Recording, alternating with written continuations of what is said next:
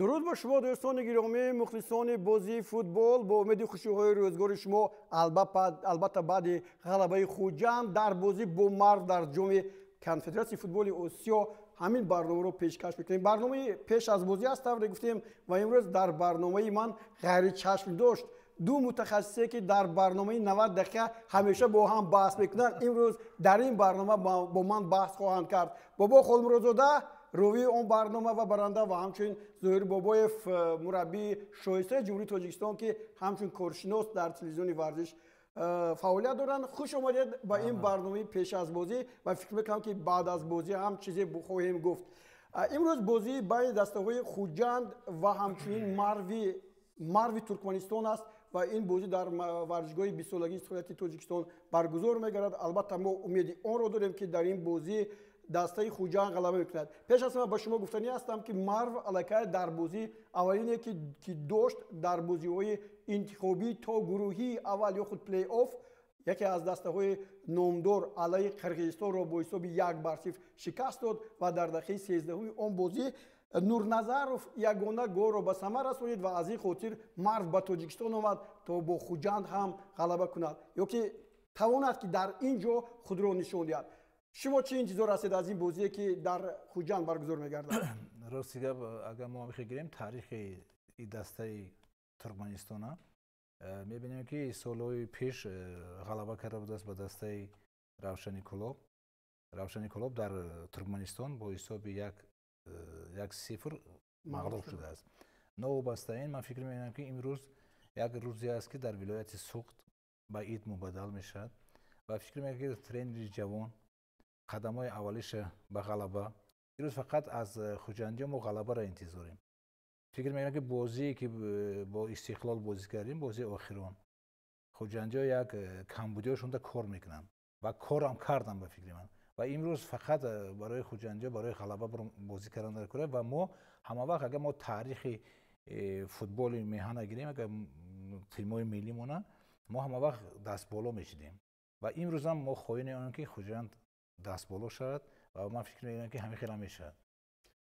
شما من در عرفه بازی مقدماتی راحت با بازی گروهی جام کنفدراسیون فوتبال آسیا ما پیش از همه با خوجند برار می‌خواهیم چون که امروز آنها شرف فوتبال ما رو در این مسابقه قاره حفظ میکنند و اگر ما با تاریخ برگزاری همین مسابقه با اشتراک دسته‌های تاجیکستان توجه کنیم متاسفانه سالهای اخیر نه روشن نه خوجند یک امتیاز مهمی را برای فهرستی کلوب‌های فوتبالی تاجیکستان در آسیا شامل کرده نمیتوانند و تنها سالهای 2015 و 17 استقلال بود که تا به فینال رفتنش امتیازهای خیلی زیاد را برای کشور ما هدیه کرد و ما حتی سهمیه‌های لیگ قهرمان‌ها را به دست آوردیم.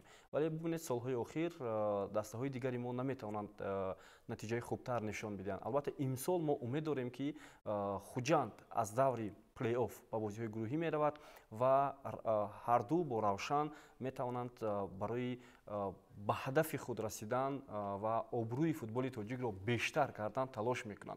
ما تنها برار می‌خواهیم به دسته خوجند و باور داریم که امروز نه تنها مخلصان دسته خوجند تمام مخلصان فوتبال تاجیک باید خوشحال باشند.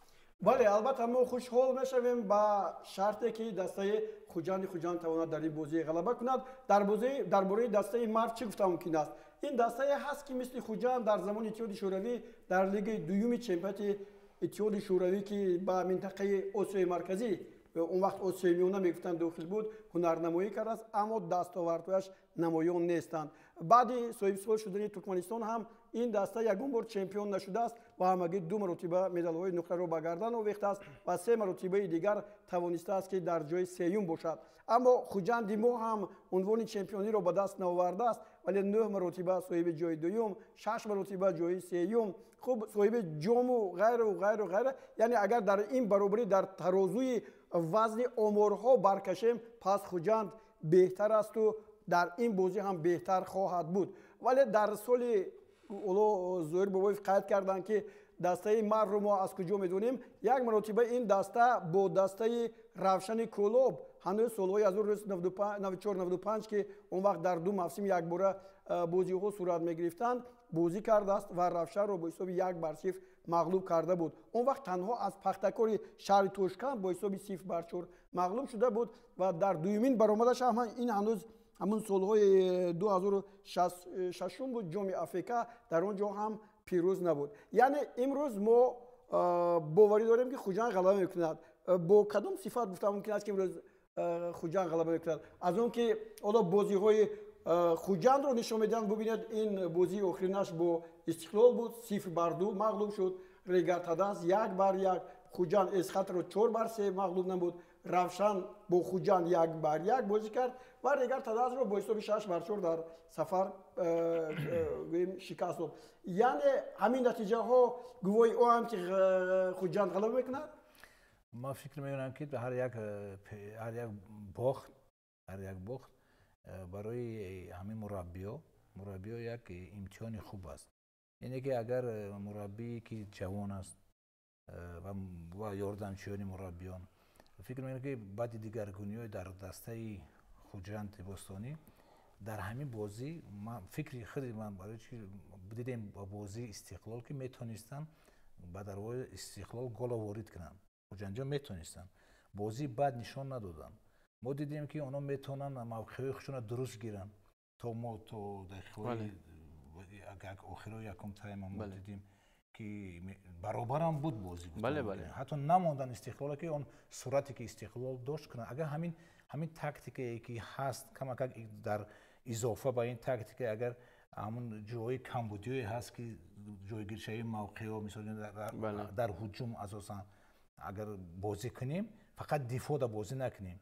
اگر ما فقط دفاع بازی کنیم دانید که باز تایم ایلوگی میشه و تا 11 متر میشه. دیگه اگر حقیقتا با مانند استقلال پرسینگ کنن یعنی که فشار بیارن و من باوری دارم که این روز مربی جوان همین کارو میکنن. برای اینکه این آدم یک اید لازم است برای فوتبال ما، برای بازیگرایی که من میدونم مثلا در خوجند اگر ما گیریم نسبت بازیگرای همین دسته در این دسته که ما از نامبر کردیم بازیگران کم در تیم ملی ان. در تیم ملی ترکمنستان بازیگران ما مثلا بازی کردگی هستن. یعنی حالا بازی نمیکنند و بازی کردن. یعنی که اونا یک مهارت بلند دارن و در این روز مثلا همون جهانگیر ایرگاشف و دیگرش مثلا این روز باید فهمن که اینا پرچم بردار ملت بودن و این روز مخلصان زیاد هم با فکر میومد که استادیومی حتما 20 سالگی که یک استادیوم زیبایی که دولت اینو تقدیم کرده است و فکر میکنم برای همین از همین نگاه من بسیار فکر کردم از دینا که چی باید کنن همین مربی‌ها. اگر مربی‌ها در حقیقت از دقیقه‌های اول فشار کنن باور کنید که ما به غلبه نایل میشیم. خب بابا زور بابا سه بار گفتن مربی جوان درباره البته فاروق معروفی سخن می‌رود. امروز فاروق در برابر مردی که حالا نه بعد غلبه با یک سطح بلند و روحیه بلند با خوجند اومد یک تاکتیک بازی زیبا رو گذاشته میتونه؟ خب اومد ببینید چند عامل هست که اینجا برتری دسته خوجند رو نشان میدهد و چند عامل هست که شاید به نفع دسته خوجند نباشد. خب عامل اساسی که میتواند موفقیت این دسته را تامین کند این میدان خانگی است که آنها در زمین خود بازی میکنند مقابل دسته مروی ترکمنستان. دوم مربی جوان ما خوب میدونیم که او در تیم ملی همچون مربی تحلیلگر مربی آنالیتیک فعالیت میکرد. در تیم نورسان که در تایلند امسال بود او مربی تحلیلگر بود. یعنی او از مربیان پرتجربه یک تجربه خیلی خوب گرفته است. برای همین انگیزه فاروق معروفیف امروز من فکر میکنم خیلی بلند است چون که او چند مسئولیت رو در خوجند اجرا میکند، هم دیرکتوری باشگاه هم سرمربی. به این خاطر با او نه تنها مخلصان حتی رهبریت دسته تمام مسئولین امید دارند که امروز میتواند مرف رو شکست بدهد. و گذشته از این ببینید در نیمه موسم خوجند از آن بازیگرانی که برای خود نادرکار بود دست کشید، آنها را جواب داد. یک گروه از 9 نفر 9-10 نفر از دسته رفتند و بازیگران نو آمدند. دیروز در برنامه استاد زهیر بابایی گفتن که واقعا هم حالا همدیگر فهمی شاید نباشه در خوجند. این چیز میتواند تاثیر بعد رساند محض در بازی امروزه که ما ببینیم به جای دلشاد بزرگ در خط حمله اون لیگنری که نمکک به دست جلب شد همراه با جهانگیر ایرگاشف بازی میکنند. این جهت هایی هستند که نمیتواند برای دسته خوجند اندکی کمک رساند. گذشته از این خود فاروق معروفیف هم در دسته ҳоло шояд як моҳ шуд фаъолият мекунад. Ман фикр мекунам барои мураббӣ боз Зоир Бобоев хубтар медонанд, як моҳ ин вақти зиёд ҳам нест шояд, чунки барои омода кардани даста бубинед мураббиён дар ҷамъомадҳо 3 моҳу 4 моҳ талош мекунанд ва баъдан дастаро ба рақобатҳо ворид мекунанд. Барои ҳамин имрӯз омили дар майдони худ будани дастаи Хуҷанд, мухлисоне ки имрӯз ба варзишҳои 20 солагӣ меоянд, ин метавонад бисёр як ангезаи иловагӣ бахшад барои футболбозони Хуҷанд ва воқеан ҳам дар бозии гузашта хатти дифои дастаи Хуҷанд хеле заиф буд. Мо ин чизро дидем дар голҳое ки дастаи Истиқлол заданд.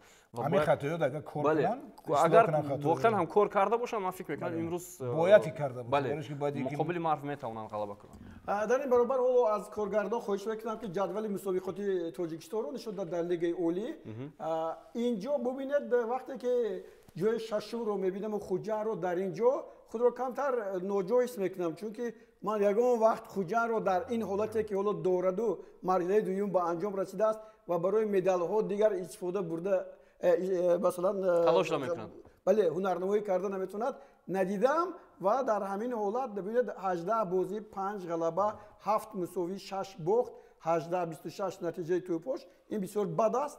22 имтиёз дорад. Яъне Хуҷанд дигар ин сол соҳиби ҷоиза намешавад ки ин бори аввал дар таърихи ин даста. Ва боз яке аз мотиватсияи даста ҳамин аст ки онҳо дигар наметавонанд барои ҷоизаҳо талош кунанд ва ягона роҳе ки бояд дар назди мухлисони хеш худро беҳтар нишон медиҳанд, ин маҳз ҷоми конфедератсияи футболи Осиё аст. Як чиз илова кардем ки Хуҷанд манам дар ин ҷое ки мо дидем шашум ҷо, ино бояд ки мураббиёро иваз намекарданд. Ба фикри ман Зоир Бобоев ҳамчун мутахассис, ино бояд роҳбара иваз мекарданд. Ино нуқсона надонистанд ки нуқсон дар чист. Ино нуқсона фақат дар мураббӣ диданд. Як мураббия иваз карданд, дуюм мураббия иваз карданд. Нумон Ҳасанови команди Истаравшана ба лигаи якум овард, маҳорати бузург. Чӣ хел даъват мекунанд, ино аҷоиб. Баъд истода фаҳмиданд ки нуқсон дар чи аст, дар роҳбарияти даста. Яъне ки тез аз кор гирифтани мисол ки инсоное ки бисёр кор дар роҳбарият албатта президент нест, балки директор аст. Муродро дар назар дорам. Аҷа раиси даста ҳаст ки охир. Раиси даста диданд ки ҳақиқатан ин одама бояд канор кард ва марҳамат мебинем баъди канор кардани ин одам команда дигар ранг гирифт. Яъне ки тим дигар хел шуд. Аз кадом ҷаҳат бинед Хуҷанд дар клуб омада бо Равшани клуб дуранг бозӣ мекард. Бозии хуб нишон дод. Бале. Аҷоиб. Кам буд ки мисол Равшане ки дар пешсафи ҷадвал аст ва ҳамин тренери ҷавон ва дигар тренер, яъне ки ино вақте ки дар тим як дигаргуниё дида мешавад ва ҳамон нуқсоное ки мо нест мекунем, нуқсонҳоро мегирем ва пешравӣ мешавад. Барои аввал ман фикр мекунам ки имрӯз барои ҳамин мураббиёи ҷавон ва барои ҳамин бозингарое ки ҳозир мо номбар кардем, барои як ҳаракат кунанд ки мухлисони не ин ки Хуҷанди Бостонӣ, мухлисони тамоми сарзамина хурсанд кунанд. Хуб, аз ин гуфтагӯи шумо ман рамӯз бардоштам ки дар давоми як моҳ Фаррух Марафиев тавонист ки дастаро аз нав созад. Бале. Ҳоло аз навсозӣ идома дорад фикр мекунам. Агар имрӯз раваду Хуҷанд ҳамин марҳиларо сарбаландона гузарад, ман фикр мекунам то бозиҳои гурӯҳӣ мусобиқа ки моҳи сентябр, миёнаҳои моҳи сентябр баргузор мешавад, вақт ҳаст, чунки бубинед бозиҳои чемпионат ҳам баргузор намешаванд, зеро каме танаффус аст ва танҳо бозиҳои ҷом баргузор мешаванд дар даври чаҳор якниҳоӣ ва Хуҷанд бениҳоят имконияти хуб дорад то омода шудан, пурра омода шудан ба марҳилаи Аловиҷон. Як чиз ман илова кардем ки ҳамин бинед ки дер ино сар кардан нуқсона ёфтана. Ида раиси ҳамон клубда раҳмат гуфтан дар кор. Барои ки бинед омада истода фаҳмидан ва тез дигаргуниё кардан. Ва бисёр бозингарое ки канор шудан ба фикри ман Зоир Бобоев, ино бозингарои хубам буданд. Бале. Бисёр ман медонам маҳорати ино медонам, мисол мактаби ин бачакҳоро медонам, лекин ки кора ки кунад, шатара ки хирад, амихе мақола ҳаст. Мана бинед ки кор дар гуҷош ки вай мекунад. Ҳамин бачакҳам канор шудан. Афсус ки амихе шуд, лекин ки бачаҳо озир дар дигар клубҳо ҳастанд, ё ки ҳамон бозингароне ки легионеро буданд. Мумкин ки даҳрамирӯз дар кор мешуданд. бисёр дар кор мешунанд ба ин даста, лекин новобаста ин мо барор мехоҳем. Бале. Як чизи дигарро бояд илова кунам ки 4 рӯз пеш аз саршавии ҷоми Конфедератсияи футболи Осиё хуҷанд бо нимуҳофизатгари худ Нозим Бобоҷонов қарордодро бекор кард. Ин бозингар ба чемпионати Индонезия рафт агар хато накунам. бале бале яке бозингарои хуби даста ҳамин ҳоло лидери дастаи хуҷанд. Уман мо хуб мефаҳмем ки барои бозингар албатта рафтан ба хориҷ махсусан ба Ҳиндустону Индонезияву Малайзия маблағ аст, аммо дар ҳамин даврае ки хуҷанд дар ҷоми конфедератсияи футболи Осиё бозӣ мекунад ҳақ надошт ки ҳамин бозингарро ба дастаи дигар бидиҳад. Онҳо бале бо ҳар роҳе бояд мехостанд ҳамин бозингарро то анҷоми мавсим нигоҳ доранд. Шояд маблағи ӯро зиёд мекарданд, як баробар зиёд мекарданд, чунки нафъи Нозим Бобоҷонов дар бозиҳое ки Фаррух Маъруфиев ҳоло роҳбарӣ карда истояст хеле калон буд. Пасҳои головар, голҳои муҳим ва бозиро ҳам гардон карда метавонист. Ин бисёр як минуси сармураббии роҳбарияти дастаи хуҷанд аст. албатта дӯстони гиромӣ дар бораи дастаи Марв маълумоти бисёр додан ё ки ёфтан дастрас кардан ҳам бисёр душвор буд. Он оморҳое ки ман пешкаши шумо кардам ин ҳамон шояд оморҳои кӯҳнашуда ҳам шояд бошанд, чунки дар чемпионати ёкари лига ҳоло ман хоҳиш мекунам инҷо нишон диҳанд. Бори аввал дар Туркманистон 9 даста дар ёкари лига ё худ лигаи олии ин кишвар баромад мекунад. Аркадак дар зинаи аввал аст, аммо Марв дар зинаи охир 9 бозӣ гузаронидааст, 1 ғалаба дорад, 3 мусовӣ, 5 бохт, 8-15 ин нишондиҳандаи тӯбҳояш аст ва 6 имтиёз дорад. Ман фикр намекунам ки имрӯз Марве ки дар зинаи охири ҷадвали мусобиқоти Туркманистон ҷойгир шудааст, дар муқобили дастаи хуҷанди мо ки дар зинаи шашум асту таҷрибаи бой ҳам дорад хуб бозӣ кунад. ман инҷо барои мураббиёи ҷавон ман як чиз гуфтам ки бинед ки 8 туп задан ба дарвозаи ҳариф ва 15 туп сар доданд. Аз инҷа фаҳмидан мумкине ки дифоъ заиф аст. барои ҳаваи мо гуфтем ки агар мо якда мисол агар имрӯз мураббиё 4-3-3 бозӣ кунанд, фикри ман агар бозӣ карда бошанд бо ҳамин фақат ҳуҷум ва танҳо ҳуҷум, яъне ки фишороварӣ ва фикр мекунам ки бачаҳои ҳуҷумкунандаи хуҷанд метавонем як чанд голҳоро ворид дарвозаи ҳариф кунем. пеш аз ин дастаҳо боз дастаи Шогадам ва Энергетика ҳам ҳастанд. Мо инҷо онҳоро лағв кардем ба хотири он ки ҷадвал маълумтар шавад. Ва Марв бозиҳо ҳам гузаронидааст. Боло аз коргардон хоҳиш мекунем ки 5 бозии охире ки Марв гузаронидааст ба мо нишон диҳад. Онҷо натиҷаҳояш ҳам ҳамин беҳтаринаш бо ҳамин Марвро беҳтаринаш бо Алай аст дар ҷоми конфедератсияи футболи Осиё ки аллакай Туркманистон имтиёз гирифт барои минбаъд дар бозиҳои яъне тарҳи гузарондани бозиҳои ҷоми конфедератсияи футболи Осиё, Лигаи чемпионҳо, ҳамчунин боз як ҷоми дигар ҳам ба роҳ монда мешавад ки дар он ҷо имтиёз бигирад. Марв бозии охириро бо Алай бо пирӯзӣ анҷом дод, бо Ашқобод 2-2, аз Набичӣ 2-0 шикаст хӯрд, аз Энергетик дар майдони худ бо ҳисоби 1-0 ва бо Шагадам мусовӣ бозӣ кард. Бубинед ҳамагӣ як ғалабае ки инҷо ба даст овардааст, он қадар қонеъкунанда ҳам нест. ана барои аввал имрӯз мураббиё мо гуфтем ки мураббиё агар аз дифоъ мо кунем, боз ҳам чӣ ки Хоҷанд бо Истиқлол аз дифоъ бозӣ мекунанд, аз дифоъ шавад ба мо мушкил мешавад.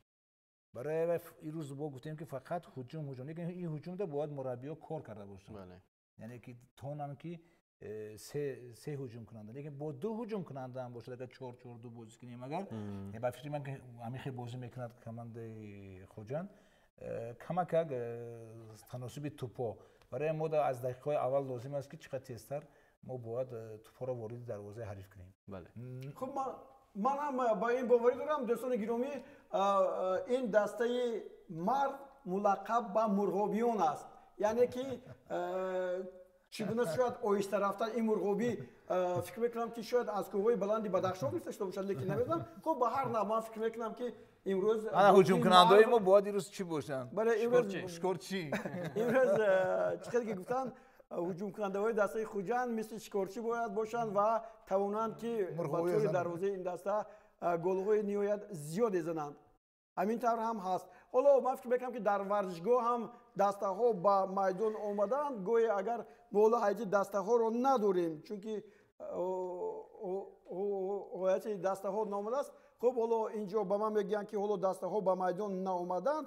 ба ҳар навъ ҳайати дастаҳоро ҳам мо надидаем. аммо ман аз шумо пурсиданӣ будам ки ин بازی آخرینه که خوجند با استقلال داشت اونجا حیات پوره همین اساسی دستش تو بیدن ممکن بود که هم نوزر میدان بودن یا نه؟ البته بازیگران بودن و تنها پرویز باقیف نبود بنابر سبب کارت سرخ داشتنش و امروز این بازیگر در حیات است اما در ذخیره و تغییرات یگانه یا خود بگیم که اندکی دیگرگونی در حیات دسته خوجند همین است که دلشاد بازارов در کرسی احتیاطی است و در برابر جهانگیر ارگاشف توماس دیان لیگنر این دسته در حیات اساسی بازی با دو هجوم کننده بله با دو هجوم کننده امروز بازی میکنند دسته خوجند دروازه‌بانی که از ایران آمده است او دروازه‌بانی قوی است من همین یک در یک برنامه من بسیار خوب برآمد کرد و بهترین در اولین بازیش بود اولین بازیش بله گفتن که همه از جهت صورت ما گیریم صورت قد و بست هست و از جهت دیگر هم گیریم این بچه در ایران بازی در کماندوی خوبتر بازی کرده است و ساعتی همین بازیش گیریم ساعتی بازیش تجربه بای دارد و فکر می‌کنم در این روز ما همین از این بچه هم امید زیاد داریم خوب در نشست مطبوعاتی که بود در شهر خوجند در ورزشگاه خوب اینجا سرمربیان هر دو دسته از آن گفتند که آنها محض برای غلبه به میدان میآیند اما سرمربی دسته مرو بله آنجا قید کرد که میتواند گرمی با بازی تاثیری خود رو رسوند بله. چگونه این باید باشد یعنی چرا در نظر داشت که گرمی مگرم با ترکمنستان ما برابر نیستیم در مثلا وضعیت آب و هوا فکر می‌کنم که باید در نظر داشت که وقتی که موندن بازی بسیار بر وقت موندن و ما می‌گیریم که اقلیمی که ما شمال با کمتر به فکر می‌کنم که یک سالخین‌تر است ولی نو وابسته این فکر می‌کنم که اونا هم می‌خواستن که بازی بعد نورافشان‌ها شود نورافشان می‌دونید اگر بازی در حقیقت ساعتی 20 میشد مثلا 4 نیو 16 نیو 20 ببینید استادیوم پر میشد یعنی مثلا میتونید همه با استادیوم چون روزی کاری هست بله روزی کاری ده اگه خیلی میتونیم از جهت مخلص هم بگیریم فکر می‌کنم مخلصا زیاد و قدر نمیشن برای اینکه همه کار دارن بسیار فکر می‌کنم اگر تامین تشکیل می‌کردن هم از کم بازی خوب می‌دیم بله بسیار دشوار است چون که در این هوا بازی کردن دشوار است اما اگر با ورزشگاه توجه کنیم معلوم میشود که شمال وزیده ایستاده هستند که و این میتواند تاثیر خوب رساند به فوتبالبازان یک وطن زیبایی داریم که در یک طرف آفتاب خوی اگر مرحمت آفتاب همه تمام آفتاب در ما اینا شمال فوریم شمال هم داریم آب هم داریم و چیزی دیگر اون است که ورزشگاه 20 سالگی در ساحل دریای سیر است و این بسیار موافق است فکر میکنم ولی به هر صورت در همین دوره در ماه آگوست در ساعت 16 برگزار کنند عجایب یک استادیوم بسیار زیبا خوب لیکن نورافشان برای چی پروژکتور نورافکن نداره و فکر میکنم در آینده میشه من چیکار که در کلوب بسیار خبرای خوش هست که نورافکن ها هستند پروژکتور ایجاد هم فکر میکنم برای استادیوم باید ارزنده باشه همون نورافکن است این چراغ است چراغی که در ورزشگاه گذاشته شده ولی من فکر میکنم که اینجا باز یک مسئله دیگر شاید برای بر وقت ساعت 16 سر کردن باشد این هم با درازو رفتن این بازی هست مثلا در دو قسمی بازی اگر غالب معین نشد حالا مخلصان خوجند رو میبینید این نوارایی که شما دوستان گرامی میبینید یک جای با ما برابر در پخش مستقیم میبینیم طور گفتم به ما اولو ایتی دسته ها نرسیده است ولی امید داریم که همه اون بازیگرانی که شما میشناسید و باوری دارید که به دسته خوجند کمک میکنند در این دسته هست بله از طرف دیگر اگر دو قسمی اساسی به انجام رسد غالب معین نگردد پس دو قسمی 15 دقیقه‌ای الوگی می شود و بعد اون ضربه پنالتی از همین خاطر با سرمربی دسته مرو سوال دادن که شما آیا آماده نشده اید که مثلا ضربه پنالتی بچه‌های شما زدن گفت ما آماده شدیم اما خوجند هم باید آماده شده باشد که بله همینطور نیست بله واقعا هم چون که احتمالیتی رفتن بازی با اکسترا تایم وجود دارد در این رقابت 15 دقیقه در دو قسم و بعدا ضربه های پنالتی با این خاطر بازی بر وقت گذاشته شده است من فکر میکنم هر دو دسته آماده شدن برای همین هم بازی خوجند خیلی بر وقت گذاشته شد با استقلال روزی پنجشنبه برگزار شد آنها اینک 4 روز امکان داشتند که با این رقابت بسیار هم حساس آماده شوند و چون میبینیم طرفی ғарбӣ вардишгоҳ қариб мухлис нест ва танҳо дар канори дигари вардишгоҳ мухлисон ҳастанд, аммо гурӯҳи тарафдороне ки дар дастаи хуҷанд бештар мухлисӣ мекунанду 90 дақиқа аз ҷои худ бархоста ҳамеша шуру ғафғо мебардоранд хеле кам ҳастанд ва бисёри мухлисон на танҳо дар варзишгоҳи хуҷанд, дар баъзе варзишгоҳҳо мо мутаваҷҷеҳ мешавем ё масалан дар бозии Регар Тадаст онҳо танҳо барои истироҳат омадану семичка хӯрдану дигар чизҳо меоянд. Мутаассифона фикр мекунанд ки ваё бояд ҳамин намояндаҳояшон ҳаста, мисли раиси фан-клуб, мисли Кулоб, Равшани Кулоб, мисли ҳосилоти фарқу, мисли Куктош ва дигар дастаҳое ки мо дорем, ин фан-клубҳо як қувват метиҳанд одамода. Бози бисёриҳо намегӯянд, пеш мегуфтанд ки як девор мо дорем, яъне ки 12 бозингари тим гуфтан мумкин аст ки ҳамин мухлисо ҳастанд, одаме ки ҳис кунад ва тарафдорӣ гирад. Лекин ки инон ки надоранд ҳамон фан-клубҳо хеста мисолем ки ҳар хел шиорон намекунанд, афсӯс фикр мекунам дар оянда бояд ҳамина кунанд. Ин камбудиёи ҳамон роҳбарият аст. Манам директорое гуфтем, директор корш ҳамина оиди ҳамин тафриқҳо бурдан бо даста, бо мухлисон, бо хӯрӣ اینا باید کنن. این کماند ببینید چه ما کماندها داریم که یا خوجند اگه ما خیگیریم ببینید تجربه بوی داره و این کماند ببینید که علایالدین جان توغوز چمپیون نیسته. بله یک کمبودترین همین ولایت از همون سالی که شما در ستاره سرمربی بودید و بعدا ببینید ورزا پیدا شده و استقلال و بر ریگری تداز اونها نمیگذاشتن که این خوجند به پیروزی نوشته شد. حالا که این یک دسته است که از یک ولایت نیویت بزرگ و میتواند که با اسیستم مولوی با قدرتمندی خود بهترین بازیگر رو اینجا آورد و تواند که چمپیون جمهوری هم شود. چرا نه؟ علایالدین جان یاد چی میگم که وقتی آوردن بهترین هم آوردن، لیکن که همه وقت در کماند یک جنبش همه وقت بود. یعنی که یک کنترل گویم یک اداره کنی از طرف راهبریت نبود. برای چی اینا پیش‌پویا می‌خوردن. اینه که اگه کوبکی سرزمین هم میگیرن، استقلال هم میبرن، جام هم میگیرن، در چمپیونات بوی میتن استقلال هم میشن. برای چی؟ برای چی مثلا که همین یک تکان به اینا به این دستان نمیرسن. مثلا روشن کلوب اگه ما گیریم چمپیون میشن. 5 مرتبه در سوپر جام بازی کرده است. بازی کرده است مثلا. یا که این چیزی که مثلا قدرتی که دارد کماند خوجند، مثلا کماندهای ما که قدرت ندارن. درست. در خط حالا ببینید اینجا ما حالا هیئت دسته ها رو ببینیم که در اینجا در خط در میدان بازی کردن. البته درباره دروازه‌بان ما با شما گفتیم، دیگر بازیگرانی که اینجا هستند رویشون بلند است، تبشون بالیده است و طور از این نوارهایی که نو نشودن برید یک نسیم تازه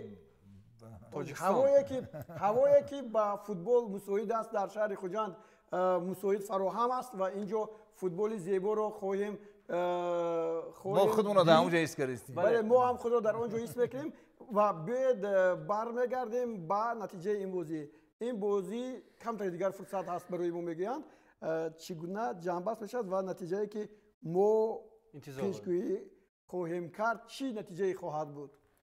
فکر میکنم که همین اگر حقیقتا از فشار سر کنن پرسینگ میگن از فشار سر کنیم اگر ما قسم اول فکر میکنم که باید که ما یک دو توپ زنیم. البته دشوار است پیشگویی کردن، خیلی و خیلی دشوار است، ولی فکر میکنم خوجند با حساب مینیمالی در همین رقابت غلبه میکنه، شاید 1-0.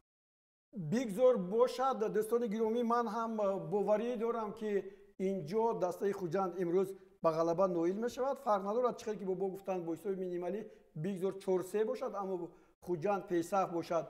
چیز دیگر رو هم گفتنی هستم که این دوستان گرامی بازی هست که غالبی همین بازی با گروه شامل می شود و ما میدونیم که رفشن کلوب در جام کنفدراسیون فوتبال آسیا بازی میکند و دسته دویمی که با اون دسته ها با گروه دو گروهی که آسیای مرکزی خواهد داشت با یکی از اونها شامل می شود. ولی چیزی از همه مهم چیز دیگر هم هست. باید من بگویم که عموما در مسابقه‌ای که جام کنفدراسیون فوتبال آسیا است خوجند سال آینده یک مرتبه توانست که از بازی‌های پلی آف با وخوری‌های گروهی گذرد ولی اونقدر بختش هم آمد نمیکند و بعضی اوضاع هم اینجا بودند. چی گفتید؟ خب در عموم بله هستند بعضی چیزهایی که боис ба натиҷаҳои бади дастам шуданд, вале мутаассифона мо наметавонем дар ин ҷо пурратар шарҳ диҳем дар ин маврид. Ва албатта бояд ки ҳоло роҳбарияти даста нам шуд, фазои даста куллан дигар шуд, онҳо бояд ҳадафи аслишон рафтан то ба марҳилаҳои дигар бошад. Дигар ҳеҷ баҳонае бояд барои даста набошад. фикр мекунам аз ин чиз онҳо метавонанд муваффақ шаванд. الان اینجا یک کلمه اضافه کردیم که وقتی ما درباره دیگرگونی‌ها شدن گاو زدیم، مثلا که همین انسانیایی که رفتن از دست مثلا خدمت زیاد کردن، لیکن یک سری وقت رفتن در کره. مثلا که وقتی با شما شرطنامه میکنن 4 سال، در همین 4 سال اگر شما یگان همون راهبر رئیس دسته در پیش شما وظیفه میدن، همون وظیفه کردی، نه وابسته. یک لحظه معذرت میخوام، اینجا خوب الکی نیست، اینجا ما حیات ها رو نشون دادن. گمان کردم که حیات دسته خوجان رو میبینیم، اما اینجا حیات مرو است. در حقیقت مثل اون که در بازی با اول با دسته علای بود، حالا همین بازیگران در اینجا حضور دارند و اینها کرسی احتیاطی است. با هر نوع اینجوری ما وقت فرصت نبود که ما ببینیم که خوجان در قایت خوجان کدام بازیکن است. حیات الکی معلوم شده است. فکر میکنم همون حیاتی که بیشتر ولی در بازی‌ها استفاده می‌شوند. امروز ما در ذخیره دسته خوجان ببینید بازیگران جوان پرویز علیف می‌بینیم، عزیزبек دلیف، مویب سعیدوف، دلشاد بازاروف، بوهرجان سنگینبویف، پرویز باقی و دروازه‌بان احتیاطی دلشاد دادابویف هستند. حالا اینجا تا آخر همین گپمون نزدیم. گپی گفتنی ما همین است که هر سری وقتی کانترکت اداره کردن در کره. بله این کس کی است و چی است چی نیست. مثلا 4 سال یا که 5 سال میکنن یا که 2 سال میکنن، همین 2 سال ده همین راهبر مثلا دیرکتور و دیرکتوری ورزشه یا که ترینر مربی است، باید نشون تفاعلش نداد، باید چی باشه روی سفید باید. بله یعنی شرطنامه ها باید یک مدت معین داشته باشد. نه اینکه اگر باشه همین شرطنامه ختم آدمو این گپ درست است. به هر کماند من حالا اینجا از من خواهش میکنند که ما برنامه پیش از بازی رو جنببندی کنیم، چون که بازی شروع میگردد. دوستان گرامی، پرویز محمد امین علاقه انتظاری آن هستند که بازی رو شروع کنند. اینجا مخلصان خوجند هستند، اینجا ما مخلصان خوجند در شهر دوشنبه هستیم. همگی با اونایی که حالا ما رو تماشا میکنند به دسته خوجند یک چیز رو آرزو میکنیم، غلبه رو تو فوتبال تاجیکستان رو ابرویش رو باز هم بالا بردارند. خیر خوش نمیکنیم، برمیگردیم بعد بازی. سلام باشید.